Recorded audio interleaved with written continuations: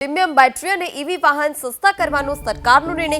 સરકારના નિર્ણયથી ચાલકો હવે ઈવી તરફ વળશે। સરકારના નિર્ણયથી ભારત ઈવી હબ બનવા તરફ આગળ વધશે।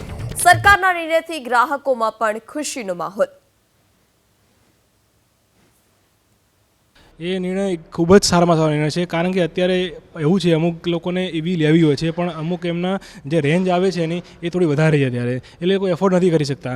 જો લિથિયમ બેટરીની કોસ્ટ ડાઉન થશે અને ભારતની અંદર જ એ વસ્તુ બનશે તો ઈવીની કોસ્ટ ગાડીની કોસ્ટ ડાઉન થશે તો બીજો બી વર્ગ છે જે નથી લઈ શકતો એ પણ અહીંયા આગળ આપણી ગાડી લઈ શકશે અને વધારેમાં વધારે ઇલેક્ટ્રિક વ્હીકલ ફરી શકશે। જે પેટ્રોલ ડીઝલની કોસ્ટ છે એના કરતાં ઈવીની કોસ્ટ ગણવા જઈએ તો તમારે લગભગ જીરો જેવું જ છે। ઘરે તમે સોલર નખાઈ દો તો તમારી ઈવીની કોસ્ટ 100% જીરો જ થઈ જશે, તો એ ફ્યુચર માટે બી સારું છે। નિર્મલા સીતારમણ મેડમે જે એનાઉન્સ કર્યું છે કે ઇલેક્ટ્રિક વ્હીકલ હવે થોડા સસ્તા થશે, કે બેટરી વગેરે સસ્તી થશે એના એકોર્ડિંગલી, તો હવે અમારા જે કસ્ટમરો છે જે ઈચ્છતા હતા કે ઇલેક્ટ્રિક કાર લઈએ પણ એ કોઈક ને કોઈક રીઝનથી ના લઈ શકતા હતા કે એમનું બજેટ પૂરું નહીં પડતું હતું, તો હવે એવું લાગે છે કે આમાં પ્રાઇસ જેનો ઘટાડો આવશે તો ઘણા કસ્ટમર હજી ઇન્ટરેસ્ટેડ થશે અને જે ઓલરેડી ઇન્ટરેસ્ટેડ હતા એ હવે લેવા માંડશે।